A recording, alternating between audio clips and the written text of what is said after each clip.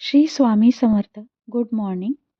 स्वागत आहे तुमचं माझ्या एका नवीन व्लॉगमध्ये. तर दिवसाची सुरुवात आपण एका छानशा सुविचाराने करूया.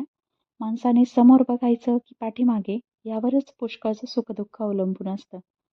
खरं तर सॅटर्डे संडे हा सुट्टीचा दिवस नसून क्लिनिंग डेच वाटतो मला. त्याचं झालं असंही, आमच्या कॉलनीमध्ये कन्स्ट्रक्शनची कामे चालू आहेत. त्याच्यामुळे आजकाल खूपच धूळ येते.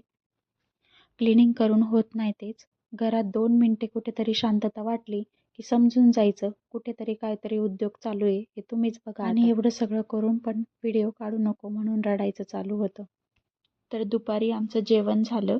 जेवण करून झाल्यानंतर ना स्नोई झोपी गेली आणि उठल्यानंतर स्वरादिदी आली.